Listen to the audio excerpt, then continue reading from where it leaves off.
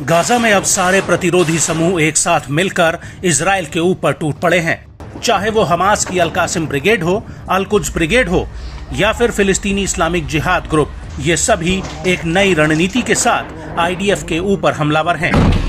ये सभी इजरायली सेना के ऊपर बारूद बरसा रहे हैं और इन हमलों को देखकर अब ऐसा लगता है कि गाजा युद्ध एक ऐसी स्थिति में पहुंच चुका है जहां से इजरायली सेना अब आगे नहीं बढ़ सकती है,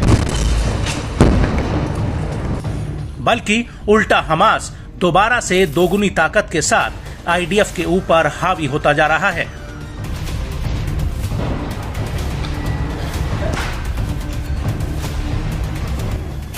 दरअसल हमास की सैन्य शाखा अल कासिम ब्रिगेड ने मार्स मिलिट्री साइट पर इकट्ठा हो रहे इजरायली सैनिकों के ऊपर शॉर्ट रेंज रजूम रॉकेट से एक बड़ा हमला किया है।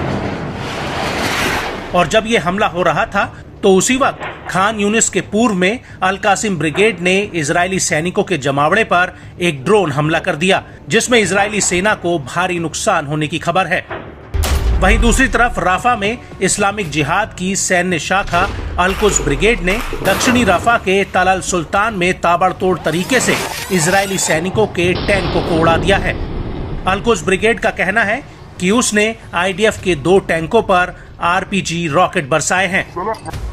अल कुद्स ब्रिगेड ने इस हमले का एक वीडियो भी जारी किया है। अल कुद्स के इस वीडियो में दिख रहा है कि दूर मलबे के बीच आईडीएफ के 2 टैंक खड़े हैं, जिनके ऊपर अल कुद्स के लड़ाके एक खंडर पड़ी इमारत के भीतर से घात लगाते हैं और इसके बाद ये दोनों लड़ाके इस खंडहर से निकलकर आगे की तरफ बढ़ते हैं। खंडहर की छत से इन दोनों टैंकों पर आरपीजी रॉकेट दाग दिए जाते हैं, जिसमें जोरदार ब्लास्ट होता है।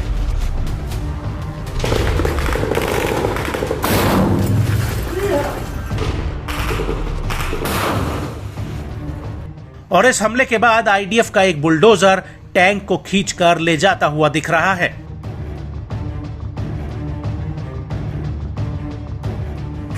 इस हमले के बाद उत्तर पूर्व खान यूनिस के अलमारीस स्कूल और अल समीरी में भी इजरायली सेना प्रवेश करने की कोशिश कर रही थी, लेकिन तभी अल कुद्स के लड़ाके इन सैनिकों पर भी मोर्टार गोलों का एक जत्था फायर कर देते हैं।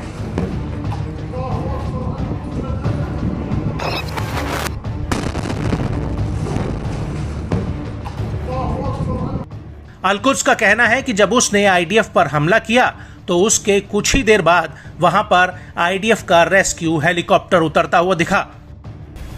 अल कुद्स का कहना है कि उसने नेट्जरी मैक्सिस में भी अब्दुल कादिर अल हुसैनी ग्रुप के साथ मिलकर इजरायली सैनिकों पर 107 mm के रॉकेट दागे हैं। हालांकि इन हमलों के बीच इजरायली सेना की बंधकों की रिहाई को एक तगड़ा झटका लगा है। दरअसल अल कासिम ब्रिगेड के प्रवक्ता अबू उबैदा का कहना है कि इस लड़ाई के दौरान इजराइल का एक बंधक मारा गया है। अबू उबैदा का कहना है कि जिस लड़ाके को उस बंधक की सुरक्षा में लगाया गया था, उसी लड़ाके ने इजरायली बंधक की जान ले ली है।